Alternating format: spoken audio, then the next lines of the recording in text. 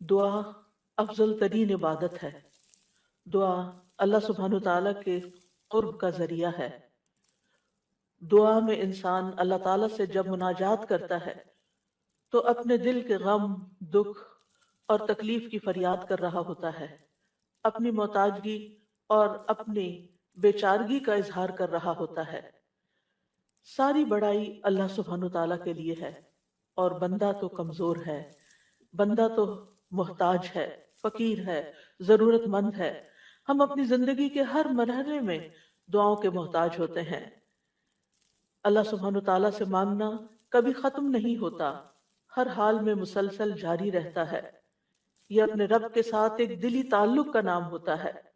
اس لیے جب ہم یہ محسوس کرتے ہیں کہ ہمارا رب قریب ہے، ہمارا رب ہمیں جواب دیتا ہے، تو پھر ہمیں زیادہ سے زیادہ دعا کرنے کا شوق پیدا ہوتا ہے ہمارے اندر، اور ہمیں زیادہ سے زیادہ اس بات کی طلب اور تڑپ ہوتی ہے کہ ہم اپنے رب سے خوب خوب مانگیں۔ تو ہمارا رب ہمارے قریب ہے، ہمارا رب ہماری پکار کا جواب دیتا ہے۔ ارشاد باری تعالیٰ ہے، ان ربی قریب مجیب۔ اس کو پورے احساس کے ساتھ، شوق کے ساتھ، محبت کے ساتھ کہیں، ان ربی قریب مجیب، پورے یقین کے ساتھ، تاکہ آپ کی دعاؤں کے اندر ایک اثر پیدا ہو جائے، دعائیں قبول ہو جائیں۔ دعا مانگنے کے آداب میں سے یہ ہے کہ انسان سب سے پہلے اللہ سبحانہ تعالیٰ کی حمد و ثنا بیان کرے۔ ابن مسعود رضی اللہ عنہ کہتے ہیں، جب کوئی آدمی اللہ سے سوال کرنے کا ارادہ کرے، یعنی دعا مانگنے کا ارادہ کرے، نیت کرے، تو پہلے وہ اللہ کی ایسی حمد و ثنا بیان کرے جو اس کے لائق ہے، پھر نبی صلی اللہ علیہ وسلم پر درود بھیجے، اس کے بعد دعا کرے۔ تو گویا پہلے اللہ تعالیٰ کی تعریف، پھر درود شریف، اور پھر اپنی حاجت اور اپنا سوال۔ بس اس طرح کرنے سے ممکن ہوگا کہ وہ کامیاب ہو جائے، یعنی اس کی دعا پوری ہو جائے۔ مسند احمد کی ایک روایت میں آتا ہے، رسول اللہ صلی اللہ علیہ وسلم نے ایک آدمی کو نماز میں دعا کرتے ہوئے سنا کہ اس نے نہ اللہ عز و جل کا ذکر کیا اور نہ ہی نبی صلی اللہ علیہ وسلم پر درود پڑھا، یعنی جو آخر میں ہم اتحیات میں پڑھتے ہیں۔ تو رسول اللہ صلی اللہ علیہ وسلم نے فرمایا، اس نے جلد بازی سے کام لیا۔ پھر اسے بلایا اور اسے اور دوسروں سے فرمایا، جب تم میں سے کوئی شخص نماز پڑھے تو پہلے اپنے رب کی تعریف و ثنا کرے۔ تو ہم نماز شروع کرتے ہیں اللہ اکبر کہہ کر، تو سب سے پہلے ہاتھ باندھ کر کیا کرتے ہیں؟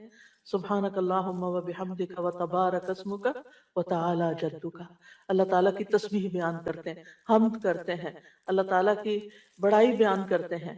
اس کے بعد سورۃ الفاتحہ پڑھتے ہیں، تو وہاں بھی اللہ تعالیٰ کی سب سے پہلے حمد و ثنا کرتے ہیں، اللہ تعالیٰ کی صفات کا ذکر کرتے ہیں، پھر اس کے بعد دعا مانگتے ہیں۔ اسی طرح جب ہم نماز کا اختتام کر رہے ہوتے ہیں تو نماز کے اختتام پر بھی ہم اللہ تعالیٰ کی تعریف کے بعد پھر ہم درود شریف پڑھتے ہیں، اور نماز کے بالکل آخری حصے میں پھر جتنی چاہیں دعائیں مانگیں، پھر دعائیں قبول بھی ہوتی ہیں۔ تو یہ نماز کے اینڈ پر، یعنی پہلے حمد و ثنا، اللہ کا ذکر، تسبیحات، جیسے رکوع میں تسبیح، اور پھر رکوع سے اٹھتے ہوئے اللہ تعالیٰ کی تعریف، اور پھر مختلف یعنی ارکان ادا کرتے ہوئے بار بار اللہ اکبر کا کہنا، اور پھر اس کے بعد یہ کہ جب سارے کام پورے ہو جاتے ہیں تو پھر اللہ تعالیٰ سے مانگا جاتا ہے کہ اللہ تعالیٰ تو ہمیں عطا کر۔ تو جس نے پہلے اپنے رب کی تعریف کی، پھر نبی صلی اللہ علیہ وسلم پر درود پڑھا، اور پھر اس کے بعد دعا کی، تو اس کی دعا قبول ہوگی۔ جہاں تک اللہ سبحانہ تعالیٰ کی تعریف کا، حمد و ثنا کا تعلق ہے، تو اس میں ہم قرآن مجید کی طرف اگر رجوع کریں تو سب سے بہترین ثنا اور دعا اور اللہ تعالیٰ کی تعریف کا آغاز سورۃ الفاتحہ سے ہوتا ہے۔ الحمد للہ رب العالمین الرحمن الرحیم مالک یوم الدین ایاک نعبد و ایاک نستعین اہدنا الصراط المستقیم صراط الذین انعمت علیہم غیر المغضوب علیہم ولا الضالین۔ سورۃ الفاتحہ اللہ تعالیٰ کی حمد و ثنا پر مشتمل سورت ہے۔ رسول اللہ صلی اللہ علیہ وسلم نے فرمایا، اللہ تعالیٰ فرماتے ہیں، اور یہ حدیث قدسی ہے، کہ نماز یعنی سورۃ الفاتحہ میرے اور میرے بندے کے درمیان نصف نصف تقسیم کر دی گئی ہے، اور میرے بندے کے لیے وہ ہے جو وہ مانگے۔ جب بندہ الحمدللہ رب العالمین کہتا ہے تو اللہ تعالیٰ فرماتے ہیں میرے بندے نے میری حمد بیان کی۔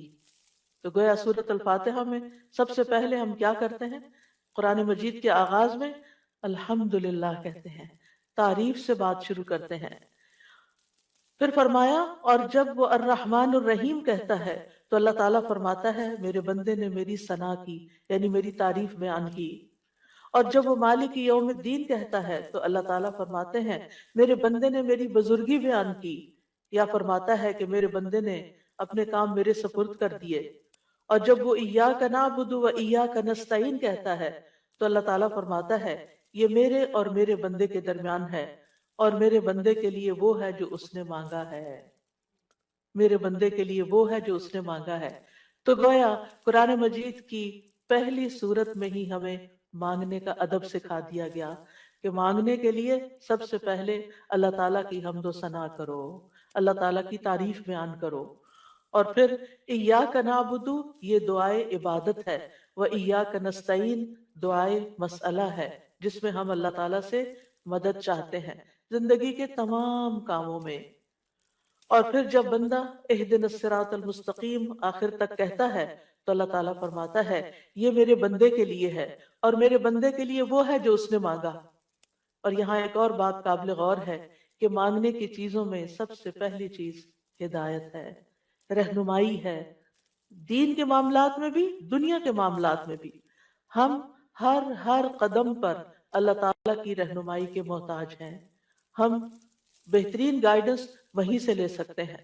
اور جب ہم دن کی ہر نماز کی ہر رکعت کے اندر اللہ تعالیٰ سے ہدایت مانگتے ہیں اور اللہ تعالیٰ ہماری دعا قبول کر کے ہماری رہنمائی کرتے ہیں، تو آپ سوچئے کہ زندگی کا یہ سفر کتنا خوبصورت ہو سکتا ہے، اور پھر اس کا اختتام کتنا خوبصورت ہو سکتا ہے، اور پھر اس کا انجام کتنا پیارا ہو سکتا ہے۔ لہٰذا اللہ تعالیٰ سے ہم سب ہدایت مانگتے رہیں۔ اور ویسے بھی آپ دیکھیں کہ سورۃ الفاتحہ پڑھنے کے بعد جو دعا کی جاتی ہے وہ دعا قبول ہوتی ہے، یعنی یہ قبولیت دعا کی بھی علامت ہے۔ ابن عباس کہتے ہیں کہ اس دوران کہ جبریل علیہ السلام نبی صلی اللہ علیہ وسلم کے پاس بیٹھے ہوئے تھے کہ اچانک انہوں نے اوپر سے ایک آواز سنی، تو آپ نے اپنا سر اٹھایا۔ جبریل علیہ السلام نے فرمایا کہ یہ آسمان کا ایک دروازہ ہے جسے صرف آج کے دن کھولا گیا ہے، اس سے پہلے کبھی نہیں کھولا گیا تھا۔ پھر اس سے ایک فرشتہ اترا تو جبریل علیہ السلام نے فرمایا یہ فرشتہ جو زمین کی طرف اترا ہے یہ آج سے پہلے کبھی نہیں اترا۔ پھر اس فرشتے نے سلام کیا اور کہا کہ آپ کو 2 نوروں کی خوشخبری ہے جو آپ کو دیے گئے اور آپ سے پہلے کسی نبی کو نہیں دیے گئے، ایک سورۃ الفاتحہ اور دوسری سورۃ البقرہ کی آخری 2 آیات۔ جب بھی آپ ان دونوں میں سے کوئی بھی دعائیہ جملے پڑھیں گے، یعنی اہدنا الصراط المستقیم اور وہاں پر آمن الرسول کے آخر میں جو دعائیں آتی ہیں، تو آپ کو مانگی ہوئی چیز ضرور عطا کر دی جائے گی۔ تو اس لیے سورۃ الفاتحہ پڑھ کے بھی آپ دعا شروع کر سکتے ہیں، اور اسی طرح آمن الرسول جب پڑھیں اس وقت کی دعائیں بھی توجہ سے، اور اس کے ساتھ مزید دعائیں بھی، یعنی یہ دعا تو ہم مانگیں گے ہی اہدنا الصراط المستقیم۔ اور پھر آپ دیکھیے جب ہم پریشان ہوتے ہیں، ہم فکر مند ہوتے ہیں، ہم بیمار ہوتے ہیں، تو اس موقع پر بھی ہمیں رہنمائی کی ہی ضرورت ہوتی ہے کہ اب اس مسئلے کے حل کے لیے، اس بیماری کے علاج کے لیے، اس مشکل سے نکلنے کے لیے ہم کیا کریں۔ پھر اللہ تعالیٰ رستہ دکھا دیتا ہے اور ہم اس رستے کو اختیار کرتے ہیں اور اس مشکل سے باہر آ جاتے ہیں۔ تو اس لیے انسان کو ان دونوں چیزوں پر پورا اعتماد ہونا چاہیے۔ اور پھر آپ دیکھیے کہ حمد ہوتی کیا ہے؟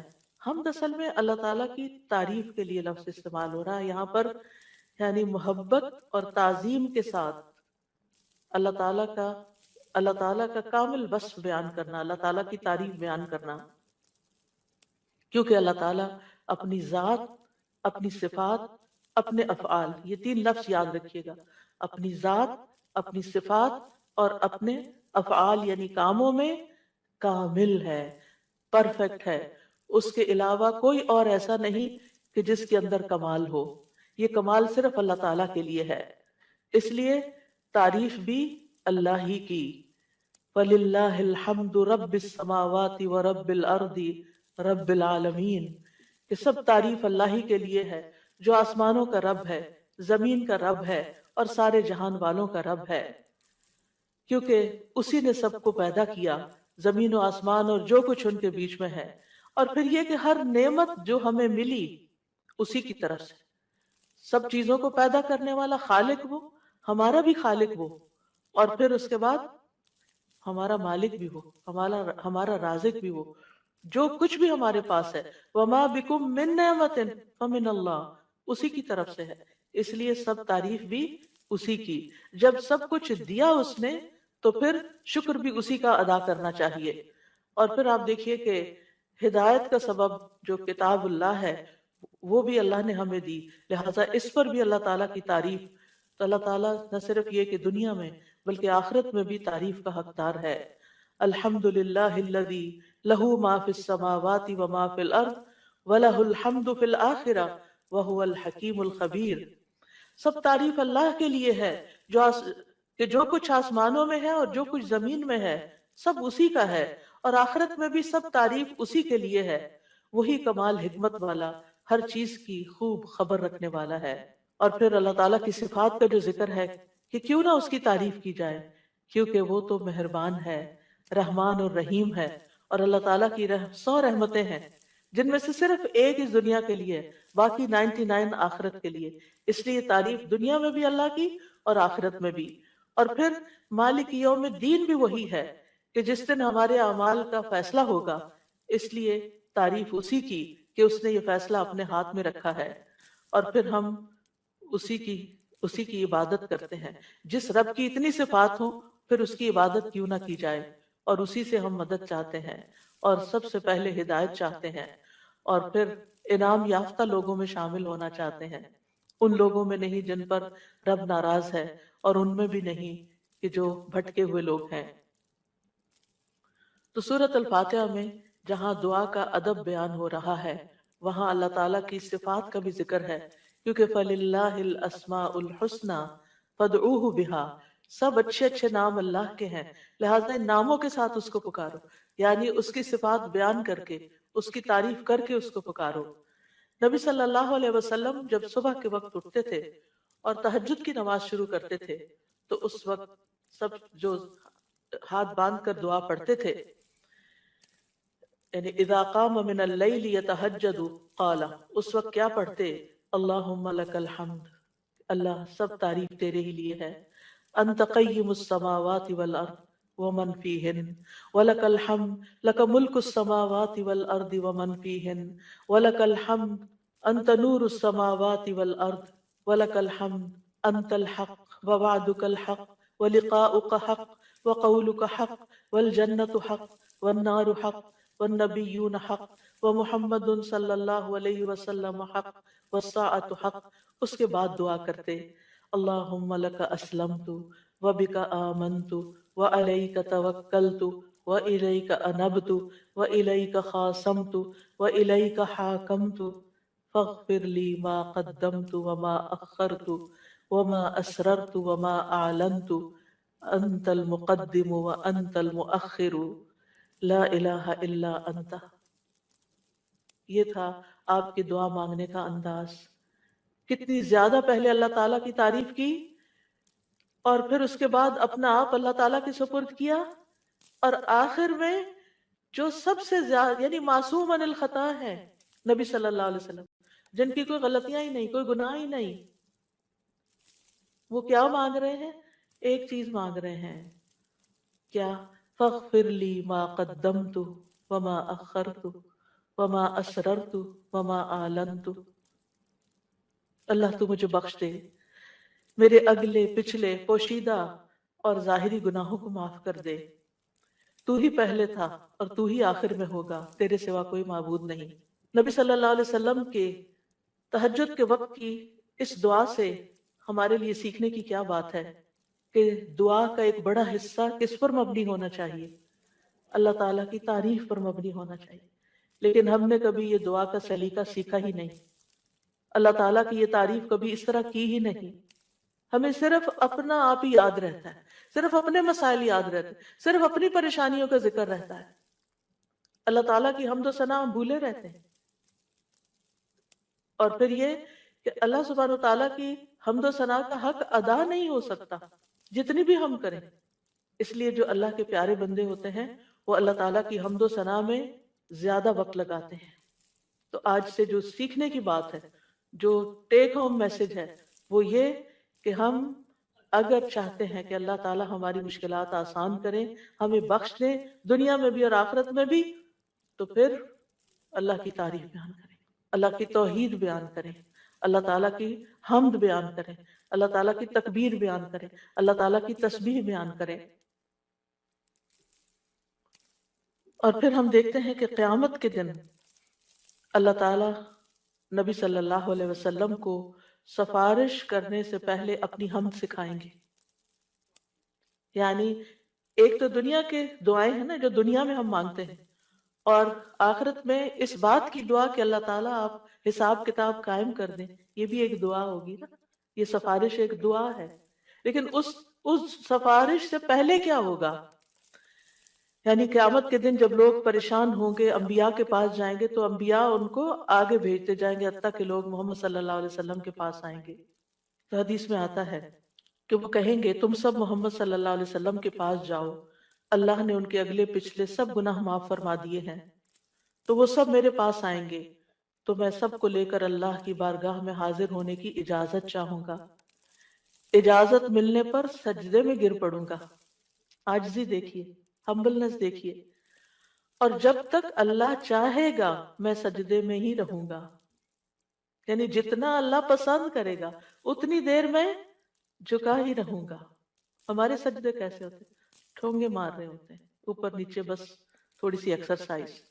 حکم ہوگا اے محمد اپنا سر سجدے سے اٹھاؤ، مانگو دیے جاؤ گے، کہو سنا جائے گا، اور سفارش کرو تمہاری سفارش قبول کی جائے گی۔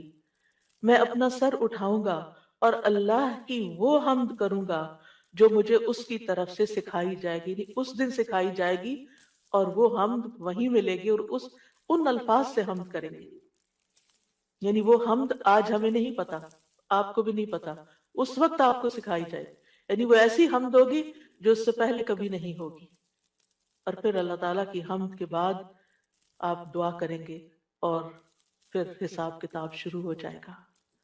کیسا ہے وہ دن جس سے ہم غافل رہتے ہیں، جس کو ہم بھولے رہتے ہیں۔ اگر اس دن کی فکر لگ جائے تو دنیا کی ساری پریشانیاں ختم ہو جائیں، سارے دکھ دور ہو جائیں، سارے مسئلے ہی ختم ہو جائیں، کوئی مسئلہ ہی نہ رہے۔ اس لیے ہم سب کو اپنی زندگی کا اس رمضان میں جو سیکھنے کی بات ہے وہ یہ کہ دعائیں تو ہم کریں گے، لیکن اس سے زیادہ ہم اللہ تعالیٰ کی حمد و ثنا بیان کریں گے۔ اللہ تعالیٰ کی حمد و ثنا کے دو حصے ہیں، ایک تسبیح ہے اور ایک تحمید ہے۔ اللہ سبحانہ تعالیٰ نے اپنی تسبیح اور تحمید دونوں کا حکم دیا ہے۔ سورۃ الحجر میں آتا ہے فسبح بحمد ربک، یعنی حمد کے ساتھ اور کیا کرو؟ تسبیح کرو، وَقُم مِّنَ السَّاجِدِينَ، اور سجدہ کرنے والوں میں سے ہو جائیں۔ سورۃ النصر میں آتا ہے فسبح بحمد ربک واستغفرہ انہ کان توابا، آپ اپنے رب کی حمد کے ساتھ اس کی تسبیح کیجئے اور اس سے بخشش طلب کیجئے، یقیناً وہ بڑا توبہ قبول کرنے والا ہے۔ سورۃ الواقعہ میں آتا ہے فسبح بسم ربک العظیم۔ سورۃ الاعلیٰ میں آتا ہے سبح اسم ربک الاعلیٰ، یعنی باقاعدہ تسبیح کا حکم دیا گیا ہے۔ ایک اور جگہ آتا ہے وسبح بحمد ربک بالعشی والابکار، صبح و شام اپنے رب کی حمد کے ساتھ تسبیح کیجئے۔ اللہ تعالیٰ اہل ایمان کو بھی حکم دیتے ہیں، مجھے اور آپ کو بھی حکم دیتے ہیں، یا ایھا الذین آمنوا اذکروا اللہ ذکرا کثیرا وسبحوہ بکرۃ واصیلا، اے ایمان والو اللہ کو بکثرت یاد کرو اور صبح و شام اس کی تسبیح کیا کرو۔ کیوں؟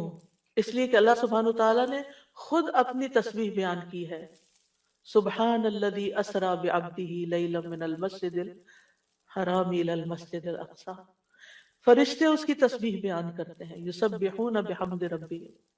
انبیاء اس کی تسبیح بیان کرتے ہیں، رسول اللہ صلی اللہ علیہ وسلم اللہ تعالیٰ کی تسبیح بیان کرتے تھے، کائنات کی ہر چیز اللہ کی تسبیح بیان کر رہی۔ وَإِن مِّن شَيْءٍ إِلَّا يُسَبِّحُ بِحَمْدِهِ وَلَٰكِن لَّا تَفْقَهُونَ تَسْبِيحَهُم، یہ زمین جس پر ہم بیٹھے ہیں یہ بھی اللہ کی تسبیح کرتی ہے، یہ آسمان جس کو ہم دیکھتے ہیں وہ بھی اللہ کی تسبیح کرتا ہے، ایک ایک ذرہ اللہ کی تسبیح کر رہا ہے، ایک ایک ذرہ، الیکٹرونز اور پروٹونز بھی اللہ کی تسبیح کر رہے ہیں، ہر چیز اللہ کی تسبیح میں ہے، اور اہل ایمان بھی اللہ کی تسبیح کرتے ہیں، پھر ہم تسبیح کیوں نہ کریں؟ کیا چیز ہمیں روکے ہوئے ہے؟ کس وجہ سے ہم تسبیح میں کوتاہی کرتے ہیں؟ ایک اور جگہ پر آتا ہے کہ تسبح لہ السماوات السبع والارض ومن فیہن، ساتوں آسمان اور زمین اس کی تسبیح کرتے ہیں اور جو بھی ان میں ہے، پرندے بھی اللہ کی تسبیح بیان کرتے ہیں، بجلی کی کڑک بھی اللہ کی تسبیح بیان کرتی ہے، داؤد علیہ السلام کے ساتھ پہاڑ اور پرندے بھی تسبیح کیا کرتے تھے، فرشتے بھی تسبیح کرتے ہیں، اور حاملین عرش اللہ سبحانہ وتعالیٰ کی ہر وقت تسبیح و تحمید میں لگے رہتے ہیں، الذین یحملون العرش ومن حولہ یسبحون بحمد ربہم، کیا زبردست کام ہے ان کا، جن کو سب سے اعلیٰ ترین ڈیوٹی دی گئی ہے کہ وہ عرش الہی کو اٹھا کے رکھے، وہ فرشتے جو عرش اٹھائے ہوئے ہیں اور جو اس کے ارد گرد ہیں، سب اپنے رب کی حمد کے ساتھ اس کی تسبیح بیان کرتے ہیں، قیامت کے دن بھی وہ ایسا ہی کریں گے، وَتَرَى الْمَلَائِكَةَ حَافِّينَ مِنْ حَوْلِ الْعَرْشِ يُسَبِّحُونَ بِحَمْدِ رَبِّهِمْ، اس دن آپ دیکھیں گے کہ فرشتے عرش کے گرد حلقہ باندھے اپنے رب کی تعریف کے ساتھ تسبیح کر رہے ہیں، اور عبادت کے آغاز میں بھی اور اختتام پر بھی، دن کے آغاز پر بھی اور دن کے اختتام پر بھی ہمیں تسبیح کا حکم ہے۔ تمام مخلوقات کے رزق کی کنجی ہے تسبیح، اللہ تعالیٰ کے محبوب ترین کلمات ہیں سبحان اللہ والحمد للہ ولا الہ الا اللہ واللہ اکبر۔ اللہ سبحانہ وتعالیٰ کو ہم سے زیادہ کوئی چیز محبوب نہیں، رسول اللہ صلی اللہ علیہ وسلم نے فرمایا ہم سے بڑھ کر کوئی چیز اللہ تعالیٰ کو زیادہ محبوب نہیں، لہذا تسبیح اور حمد دونوں ہی ہونی چاہیے۔ تسبیح سے تقدیر بھی بدل جاتی ہے، یونس علیہ السلام کو کس بنا پر اتنی بڑی مشکل سے نجات ملی، فلولا ان کان من المسبحین للبث فی بطنہ الی یوم یبعثون، اگر یہ بات نہ ہوتی کہ وہ تسبیح کرنے والوں میں سے تھا تو یقیناً وہ اس کے پیٹ میں یعنی مچھلی کے پیٹ میں اس دن تک رہتا جس میں لوگ اٹھائے جائیں گے، یعنی اگر وہ تسبیح نہ کرتے تو اس مشکل سے نجات نہ ملتی۔ تو بہت سی مشکلات سے نجات کا ذریعہ ہے تسبیح کرنا، اور وہ اپنی تسبیح میں کیا پڑھتے تھے، لا الہ الا انت سبحانک انی کنت من الظالمین۔ یہ تسبیح دل کی گھٹن اور سینے کی تنگی کا علاج بھی ہے، جب حالات مشکل ہو جائیں، دل غم سے بھر جائیں، سینے کے اندر گھٹن محسوس ہونے لگے، کوئی چیز اچھی نہ لگے تو تسبیح شروع کر دیں، لوگوں کی باتیں آپ کو پریشان کریں تو تسبیح شروع کر دیں۔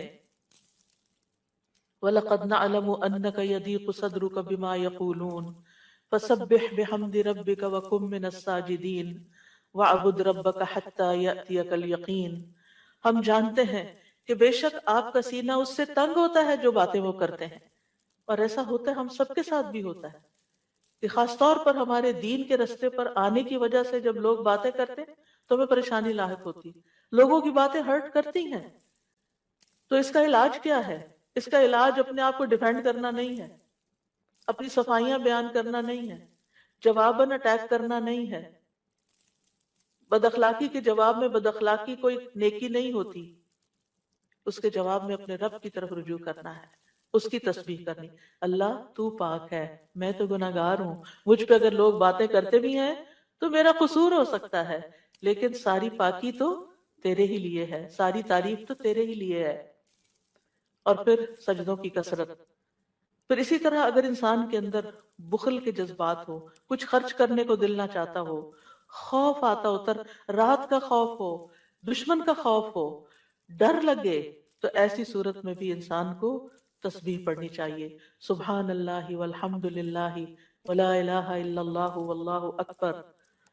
اور ویسے بھی ایک دفعہ سبحان اللہ اور الحمدللہ کہنے سے زمین و آسمان بھر جاتا ہے، اتنا بڑا اجر و ثواب ہے اس کا یعنی معمولی چیز نہیں ہے۔ رسول اللہ صلی اللہ علیہ وسلم نے فرمایا، اور سبحان اللہ اور الحمدللہ کہنے سے زمین و آسمان کی درمیانی فضا بھر جاتی ہے۔ گناہ جتنے بھی ہوں تسبیح اور تحمید کہنے سے معاف ہو جاتے ہیں۔ عرش الہی کے گرد بھی ان کلمات کی بنبناہٹ ہوتی ہے، یعنی وہاں بھی تسبیح پڑھی جاتی ہے۔ تسبیح پڑھنے والوں کے چہروں پر رونق آ جاتی ہے، حمد سے خیر و برکات نصیب ہوتی ہیں۔ امام ابن قیم کہتے ہیں جو ہمیشہ تسبیح کرتا ہے اس کے چہرے کے خطوط چمک اٹھتے ہیں، یعنی اس کا چہرہ روشن ہو جاتا ہے، اور جو ہمیشہ حمد پڑھتا ہے اس کے اوپر مسلسل خیرات و برکات اترتی رہتی ہیں۔ تو دونوں چیزیں مل جائیں تو چہرے کی رونق بھی ملے گی، اور اس کے ساتھ ساتھ اللہ تعالیٰ کی طرف سے رحمتیں بھی آئیں گی۔ اور فرمایا جو ہمیشہ استغفار کرتا رہتا ہے اس کے لیے بند دروازے کھل جاتے ہیں۔ جن چیزوں میں رکاوٹ آئی ہوئی ہوتی، ہم اکثر شکایت کرتے رہتے ہیں اس چیز میں بندش ہے، اس میں بندش ہے، ان ساری بندشوں کا علاج تسبیح و تحمید میں ہے، لیکن ہم بھولے رہتے ہیں، ہم صرف پریشان رہتے ہیں اور پریشان ہو کر ذکر کرنا بھی بھول جاتے ہیں۔ اور یہ تو دنیا کے فائدے ہیں نا، لیکن قیامت کے دن میزان میں یہ کلمات بہت بھاری ہوں گے۔ آپ صلی اللہ علیہ وسلم نے ایک موقع پر اپنے ہاتھ سے 5 کا اشارہ کیا کہ یہ میزان میں بہت بھاری ہوں گے، کس قدر بھاری ہوں گے، اور پھر فرمایا سبحان اللہ والحمد للہ ولا الہ الا اللہ واللہ اکبر۔ اور 5ویں چیز، مسلمان کا فوت ہونے والا نیک بیٹا، اس کا باپ ثواب کی امید کے ساتھ اس پر صبر کرے، تو یہ 5ویں چیز ہے۔ یعنی اگر کسی والد یا والدہ یا والدین دونوں کا جوان بیٹا فوت ہو جائے اور وہ نیک بھی ہو، جس سے یہ توقع ہو کہ ہمارے مرنے کے بعد وہ ہمارے لیے دعائیں کرے گا، لیکن انسان اللہ کی خاطر صبر کر لیتا ہے، تو یہ صبر میزان میں بہت زیادہ وزنی ہو جائے گا۔ اور قیامت کے دن سب سے زیادہ بہترین بندے وہ ہوں گے جو دنیا میں سب سے زیادہ حمد کرنے والے ہوں گے۔ اللہ کی تسبیح اور تحمید کے مسنون کلمات بھی ہیں جو نبی صلی اللہ علیہ وسلم نے خود سکھائے۔ آپ صرف اتنا بھی پڑھ سکتے ہیں، سبحان اللہ سبحان اللہ سبحان اللہ۔ آپ نے دیکھا ہوگا کچھ لوگوں کی گفتگو کا تکیہ کلام ہوتا ہے سبحان اللہ، ہر دوسری بات میں وہ سبحان اللہ کہہ رہے ہوتے ہیں۔ اور خاص طور پر سبحان اللہ سورج طلوع ہونے اور غروب ہونے سے پہلے 100 بار پڑھا جائے تو یہ 100 اونٹوں سے زیادہ بہتر ہے۔ پھر اسی طرح سبحان اللہ کا مطلب کیا ہے کہ اللہ تعالیٰ پاک ہے، کس چیز سے؟ ہر نقص سے اور ہر عیب سے، ہر شبیہ سے، ہر مثیل سے، یعنی اس کا نہ کوئی اس جیسا ہے، نہ کوئی اس کی مثال ہے، اور کوئی یعنی ہر ایک میں نقص ہے، صرف اللہ ہی کامل ہے۔ تو اس کے کمال کی وجہ سے، یعنی وہ کامل ذات ہے، اس کے اندر کسی قسم کی کوئی کمی نہیں، کوئی عیب نہیں، کوئی خرابی نہیں، کوئی نقص نہیں۔ تو ہم جب کہتے ہیں سبحان اللہ تو اللہ تعالیٰ کو ہر طرح کے نقص سے پاک قرار دیتے ہیں، اور اس کے کمال میں بھی کوئی نقص نہیں، یعنی اللہ سبحانہ تعالیٰ میں کوئی عیب نہیں، اور پھر یہ کہ وہ کامل ہے اور اس کے کمال میں کوئی کمی نہیں، کچھ بھی کمی نہیں، یہ بھی تسبیح کا معنی ہوتا ہے۔ اور پھر یہ کہ اللہ سبحانہ تعالیٰ ہر کمی سے، کوتاہی سے، اور ان سارے جھوٹے خیالات اور گمانوں سے جو لوگ اس کے بارے میں رکھتے ہیں ان سب سے پاک ہے، اور کوئی اللہ سبحانہ تعالیٰ کی طرف ہم کوئی شر بھی منسوب نہیں کرتے، اللہ تعالیٰ ہر طرح کے شر سے بھی پاک ہے۔ تو یہ اللہ تعالیٰ کی بڑائی کا ایک کلمہ ہے۔ ایک شخص نے حضرت علی رضی اللہ عنہ سے پوچھا کہ سبحان اللہ کیا ہے؟ انہوں نے کہا یہ اللہ کی بڑائی کی تعظیم ہے۔ سبحان اللہ کلمہ توحید بھی ہے، ایمان کا رکن بھی ہے۔ ابن قیم کہتے ہیں تسبیح اللہ سبحانہ تعالیٰ کی ثنا اور تعریف ہے، یہ تعظیم پاکیزگی اور تنزیہ پر مشتمل ہے۔ فرشتے مسلسل اس کی تسبیح کرتے ہیں، رکتے ہی نہیں۔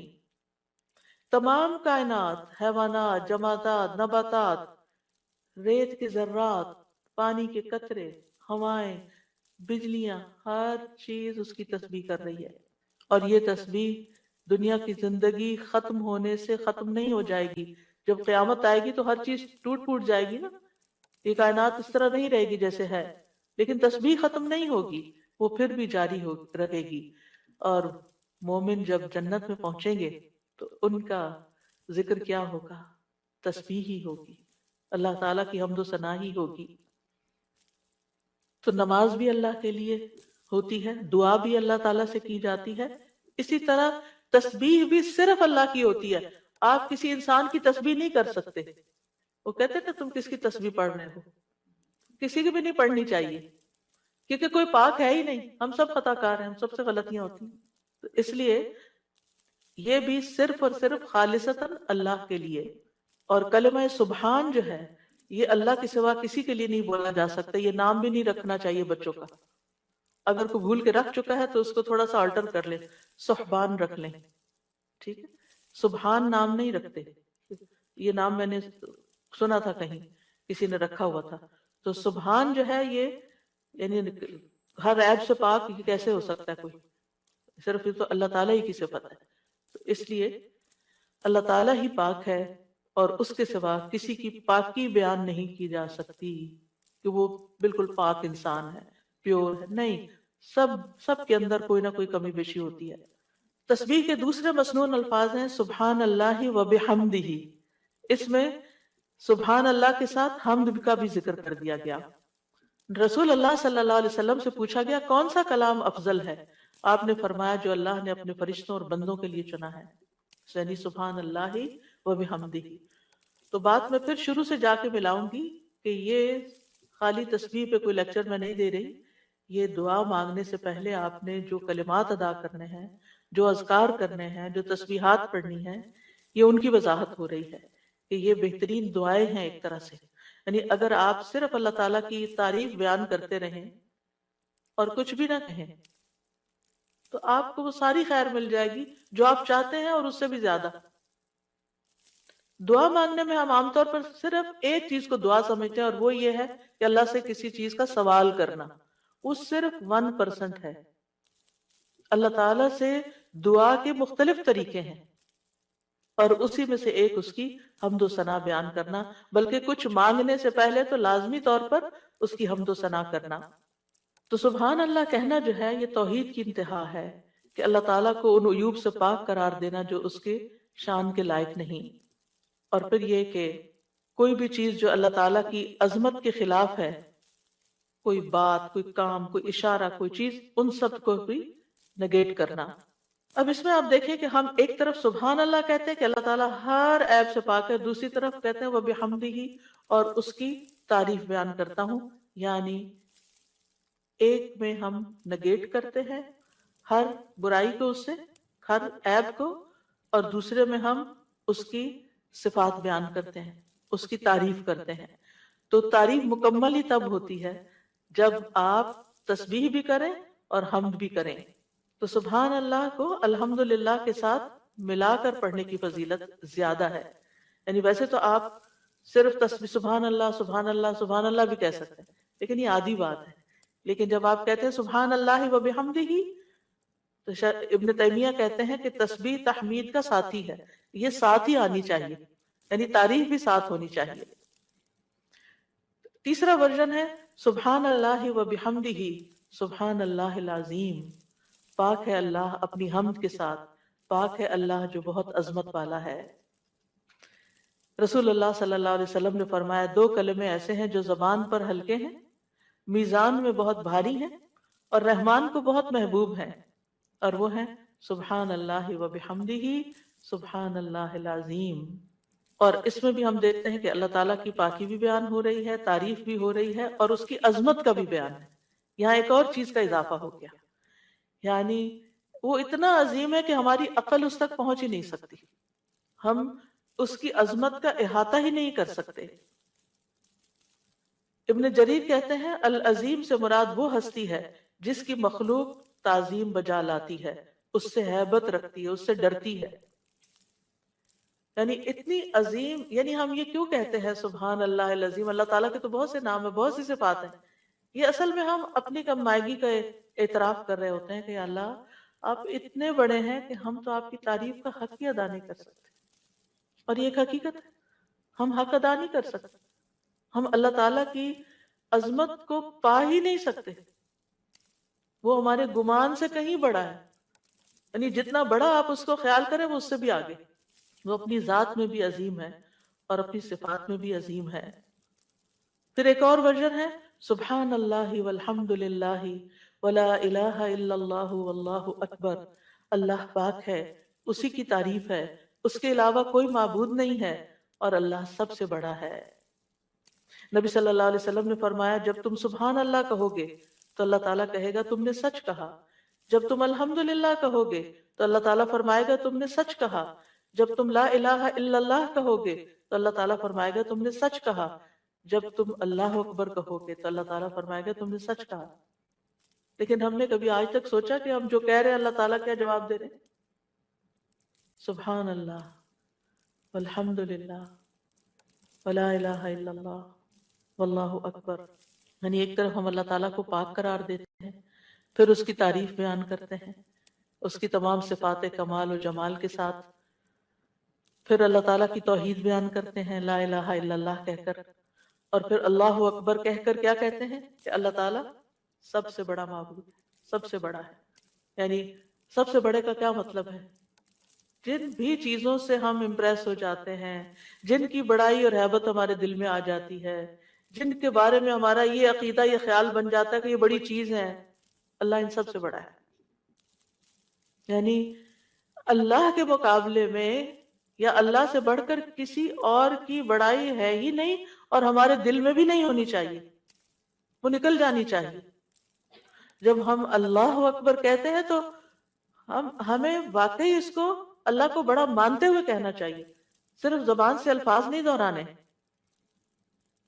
یعنی بعض اوقات ہم کسی کے پاس بہت دولت دیکھتے ہیں یا سنتے ہیں کہ اچھا اتنا، ایسے ہی کسی کے بارے میں وہ گزرتے گزرتے میں نے دیکھا کہ ان کے پاس فلاں چیز 500 کروڑ کی ہے، ان کا اچھا اب کتنے ہی لوگ ہوں گے کہ جو دیکھ دیکھ کے واو کر رہے ہوں گے کہ 500 کروڑ، اوئے ہوئے ہوئے۔ ایسی یہ انسان کی کمزوری ہے، اپنے جیسے انسانوں کے پاس اگر کوئی چیز دیکھتا ہے، اگر آپ کہیں کہ فلاں کے پاس ایک گھر بھرا ہوا سونے کا ہے، اچھا ہم دوسروں کے مال و دولت سے امپریس ہو جاتے ہیں۔ پھر اسی طرح ہم کسی کے علم، کسی کی ڈگریاں، اس کے پاس 4 PhD ہے، اچھا ہم متاثر ہو جاتے ہیں، فلاں اتنا بڑا، فلاں یونیورسٹی کا پروفیسر ہے، فلاں سائنٹسٹ ہے، فلاں شاعر ہے، فلاں ڈاکٹر ہے۔ یہ ساری چیزیں ہم جب اپنی عام کسی بھی مجلس میں بیٹھ کے آپ لوگوں کی گفتگو کو دیکھیں کہ وہ لوگوں کی بڑائی سے ان کے دل کتنے بھرے ہوئے ہوتے ہیں اور ان کی باتوں کو کتنے غور سے سنتے ہیں، پھر کیا ہم واقعی اللہ تعالیٰ کو بھی ایسی اہمیت دیتے ہیں؟ اور اسی عظمت کے احساس کے ساتھ ہم اللہ تعالیٰ کی تعریف کر رہے ہوتے ہیں کہ صرف الفاظ دہرا رہے ہوتے ہیں؟ تو اللہ سبحانہ و تعالیٰ سب عقل رکھنے والوں سے بڑی عقل رکھتا ہے، سب حکمت والوں سے بڑا حکیم ہے، سب رزق رکھنے والوں سے بڑا رازق ہے، غنی ہے، القدیر ہے، العزیز ہے، الرحیم ہے۔ پھر ایک اور ورژن ہے تسبیح کا، سبحان اللہ و بحمدہ استغفر اللہ و اتوب الیہ۔ میرے خیال ہے ایک ہمارا کارڈ بھی ہے تسبیحات کا، اویلیبل ہے الحمدللہ، اچھا پیچھے موجود ہے، تو آپ یہ کارڈ ضرور لے لیجئے، اور اس کارڈ سے کم از کم یہ سارے ورژنز آپ کو انشاءاللہ مل جائیں گے کہ مختلف الفاظ میں ہم اللہ تعالیٰ کی تسبیح کرتے رہیں جو ہمیں رسول اللہ صلی اللہ علیہ وسلم نے سکھائے ہیں، ہمیں وہ پتہ ہونے چاہیے۔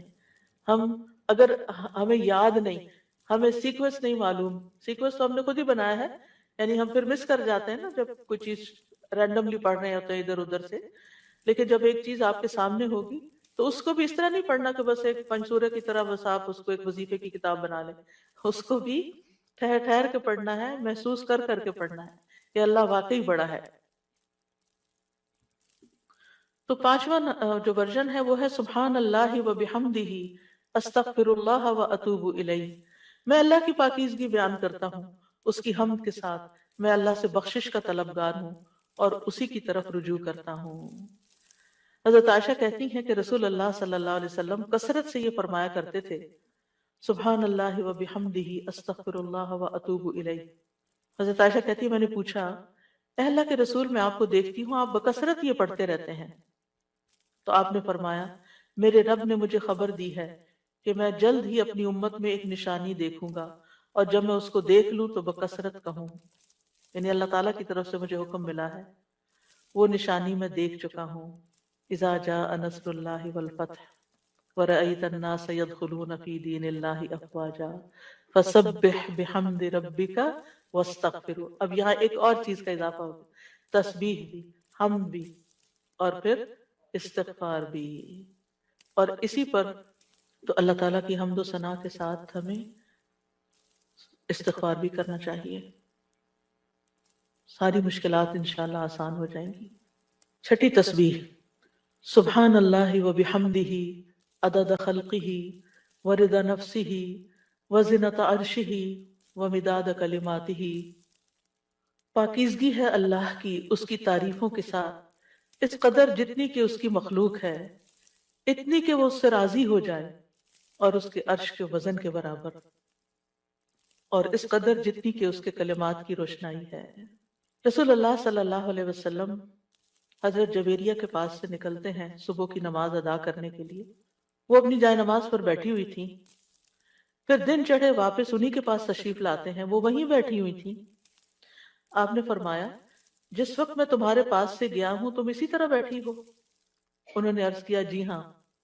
نبی صلی اللہ علیہ وسلم نے فرمایا میں نے تمہارے بعد ایسے 4 کلمات 3 بار کہے ہیں کہ اگر تمہارے آج کے کہے ہوئے کلمات کو ان کے ساتھ وزن کیا جائے تو ان کلمات کا وزن زیادہ ہوگا.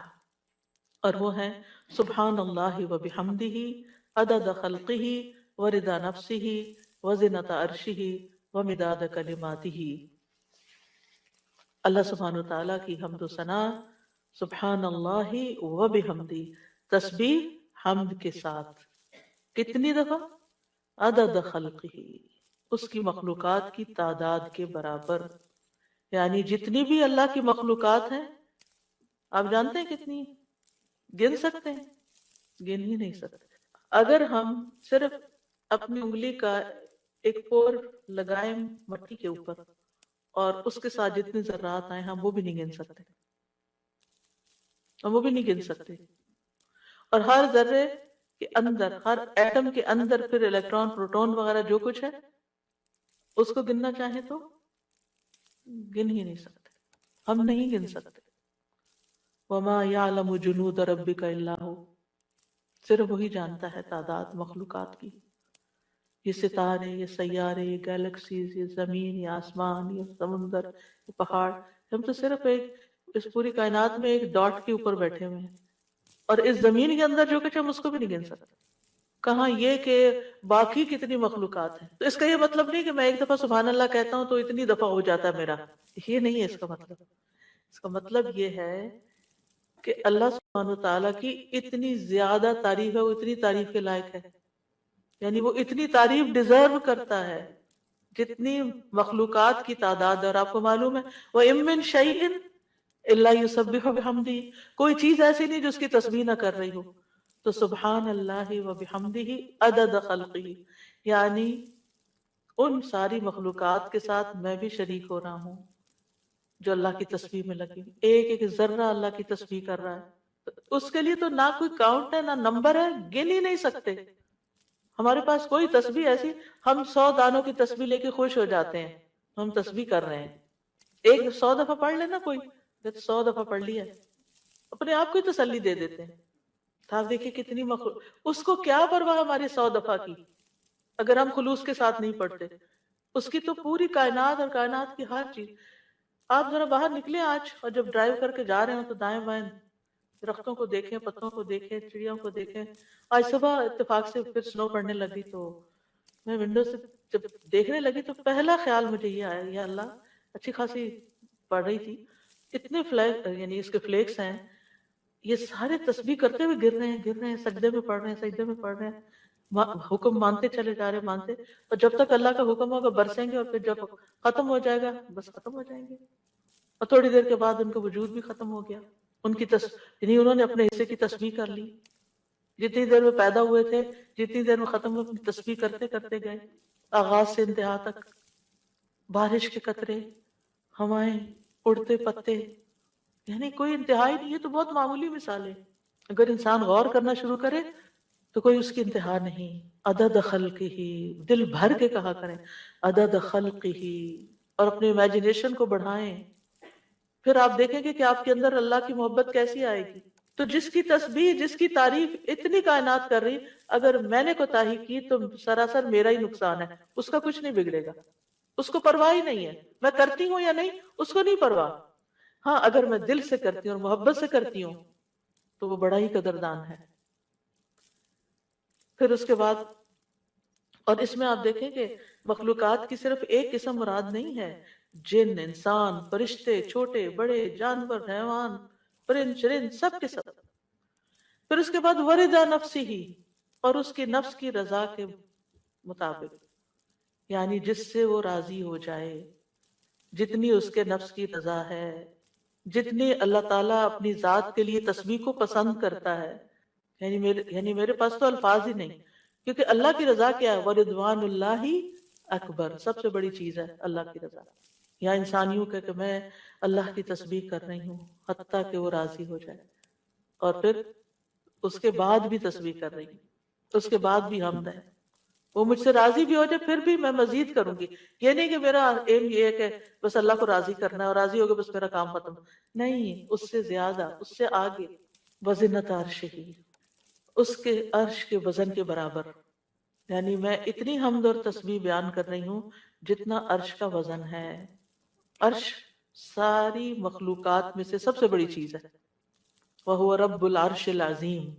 ابو درداء کہتے ہیں نبی صلی اللہ علیہ وسلم نے فرمایا، ابو ذر کہتے ہیں نبی صلی اللہ علیہ وسلم نے فرمایا، اے ابو ذر، کرسی کے مقابلے میں 7 آسمان اس طرح ہیں جیسے بیابان زمین میں کوئی چھلا پڑا ہوا ہو. پھر کرسی کے مقابلے میں عرش کا حجم اتنا ہے جیسے اس چھلے کے مقابلے میں بیابان کا وجود ہے.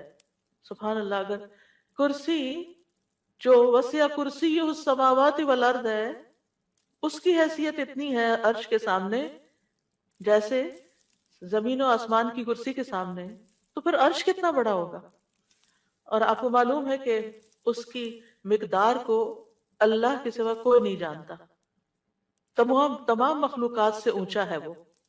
یعنی مخلوقات کے بعد جو ہے وہ پانی ہے، آسمان ہے، اور آسمان کے بعد پانی، اور پانی کے بعد اوپر اللہ سبحانہ و تعالیٰ کا عرش ہے.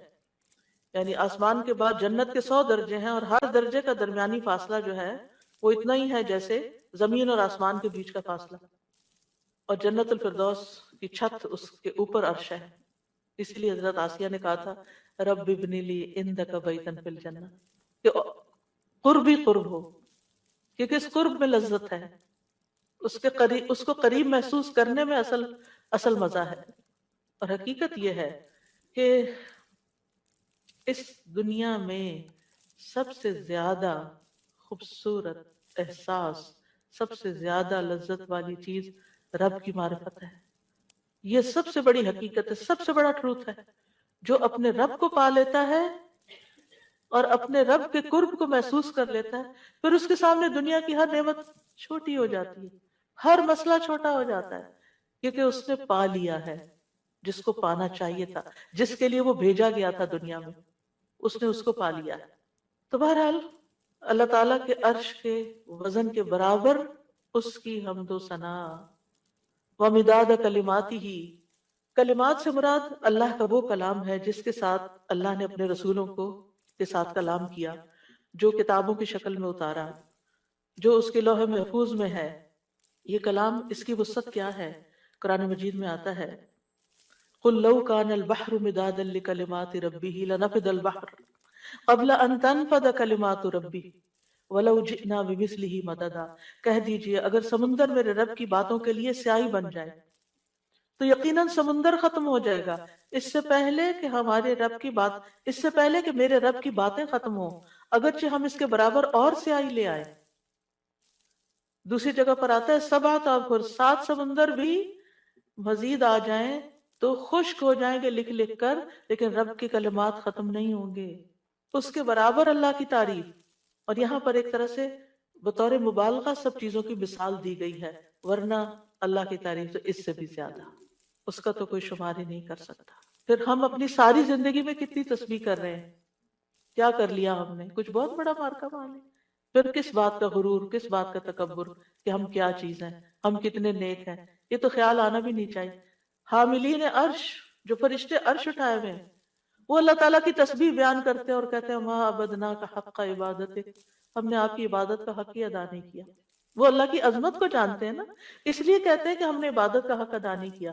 ہم اللہ تعالیٰ کی عظمت کو نہیں جانتے، ہم اللہ کی معرفت نہیں رکھتے، لہٰذا ہم بڑی تسلی میں ہیں کہ ہم نے تو عبادت کر لی، ہم تو ساری نیکیاں کر لیں، یہ بھی کر لیے، یہ بھی کر لیے، یہ بھی خانے پورے کر لیے۔ ساتویں حمد، اللہ اکبر کبیرہ والحمد للہ کثیرہ وسبحان اللہ بکرۃ واصیلا۔ بہت ہی خوبصورت کلمات ہیں۔ اللہ سب سے بڑا ہے، بہت بڑا، اور تمام تعریف اللہ کے لیے ہے، بہت زیادہ، اور تسبیح اللہ ہی کے لیے ہے صبح اور شام۔ ابن عمر کہتے ہیں ہم رسول اللہ صلی اللہ علیہ وسلم کے ساتھ نماز پڑھ رہے تھے کہ لوگوں میں سے ایک آدمی نے کہا اللہ اکبر کبیرہ والحمد للہ کثیرہ وسبحان اللہ بکرۃ واصیلا، تو رسول اللہ صلی اللہ علیہ وسلم نے فرمایا یہ اس طرح کے کلمات کہنے والا کون ہے؟ تو لوگوں کی جماعت میں سے ایک آدمی نے عرض کیا اللہ کے رسول میں ہوں۔ آپ نے فرمایا کہ مجھے تعجب ہوا کہ اس کے لیے آسمان کے دروازے کھول دیے گئے، یعنی ان کلمات کے لیے جو اس محبت اور شوق سے اس نے پڑھے۔ ابن عمر کہتے ہیں میں نے ان کلمات کو پھر کبھی بھی نہیں چھوڑا۔ افسوس کہ ہمیں زندگی میں بڑی دیر سے پتہ چلا ہے، اور جو ہم نے دعائیں رٹی ہوئی ہیں ان کو ہم آٹو پہ لگا کے شروع کر دیتے ہیں اور بھول جاتے ہیں کہ ہم بھی اللہ اکبر کہہ کے سب سے پہلے ہاتھ باندھ کر اللہ کی تکبیر بیان کریں۔ لیکن انشاءاللہ اگر کوشش جاری رہی تو عادت بھی ہو جائے گی۔ وہ کہتے ہیں جب سے میں نے رسول اللہ صلی اللہ علیہ وسلم سے یہ بات سنی کہ اس کے لیے آسمان کے دروازے کھول دیے گئے، میں نے اس کو چھوڑا ہی نہیں، اور ہم نے کبھی اس کو پڑھا ہی نہیں۔ علم ہونے اور نہ ہونے میں بہت بڑا فرق ہے۔ ہم دو چار باتیں جان لیتے ہیں تو ہم سمجھتے ہیں ہم نے سب کچھ سیکھ لیا، اور کیا سیکھنا ہے، اس کی ضرورت محسوس نہیں کرتے۔ تو بہرحال اس میں اللہ تعالیٰ کی بہت زیادہ بڑائی کا اظہار ہے، اس کی تعظیم ہے، اس کی بہت زیادہ تعریف ہے، اور اس کی تسبیح ہے صبح و شام۔ اور ساتویں تسبیح سبحانک اللہم و بحمدک و تبارک اسمک و تعالی جدک و لا الہ غیرک۔ اے اللہ تو پاک ہے اپنی تعریف کے ساتھ، تیرا نام بڑی برکت والا ہے، تیری بزرگی بلند و برتر ہے، تیرے علاوہ کوئی الہ نہیں۔ رسول اللہ صلی اللہ علیہ وسلم نے فرمایا بے شک اللہ کو سب سے زیادہ محبوب کلام یہ ہے کہ بندہ یوں کہے سبحانک اللہم و بحمدک و تبارک اسمک و تعالی جدک و لا الہ غیرک۔ اور اس میں اللہ تعالیٰ کے نام کی خیر و برکت کا ذکر بھی ہے، تبارک اسم ربک، تبارک اسمک۔ پھر آٹھویں تسبیح سبحان اللہ لا شریک لہ لہ الملک و لہ الحمد وہو علی کل شیء قدیر لا حول ولا قوة الا باللہ سبحان اللہ و بحمدہ۔ ابو ذر کہتے ہیں آپ صلی اللہ علیہ وسلم نے فرمایا اللہ کے نزدیک محبوب ترین کلام یہ ہے۔ نویں تسبیح اللہم لک الحمد کلہ و الیک یرجع الامر کلہ۔ اے اللہ تیرے ہی لیے سب تعریف ہے، اور تیری ہی طرف سب کام لوٹتے ہیں۔ ایک عرابی نے کہا کہ مجھے کوئی دعا سکھا دے جس سے مجھے فائدہ پہنچے، تو آپ نے اس کو یہ دعا سکھا دی اللہم لک الحمد کلہ، ساری ہی تعریف تیرے لیے، وَإِلَيْكَ يَرْجُ الْأَمْرُ كُلُّ، سارے معاملات تیرے ہی حضور پیش ہوتے ہیں، یعنی تعریف کا حقدار بھی تو ہی ہے۔ اور اس کے بعد یہ کہ ہمارے اعمال ہوں یا کام ہوں یا جو بھی معاملات ہوں سب کے سب تیرے ہی پاس جا رہے ہیں۔ دسویں تعریف اللہم ربنا لک الحمد ملء السماوات وملء الارض وملء ما شئت من شیء بعد۔ اے اللہ، اے ہمارے رب، تیرے ہی لیے ہر قسم کی تعریف ہے جس سے کہ آسمان بھر جائیں، زمین بھر جائے، اور ہر وہ چیز بھر جائے جسے تو چاہے کہ وہ بھر جائے۔ رسول اللہ صلی اللہ علیہ وسلم یہ دعا مانگا کرتے تھے، اور یہ دعا جو ہے اس میں اللہ تعالیٰ کی حمد ہے جس کی کوئی تعریف نہیں، جس کو کوئی شمار نہیں کر سکتا۔ اور پھر سبحان اللہ عدد ما خلق، آپ سب بھی پڑھیے میرے پیچھے، سبحان اللہ عدد ما خلق، سبحان اللہ ملء ما خلق، سبحان اللہ عدد ما فی الارض والسماء، سبحان اللہ ملء ما فی السماء والارض، سبحان اللہ ملء ما خلق، سبحان اللہ عدد ما احصا کتابہ، وسبحان اللہ ملء کل شیء۔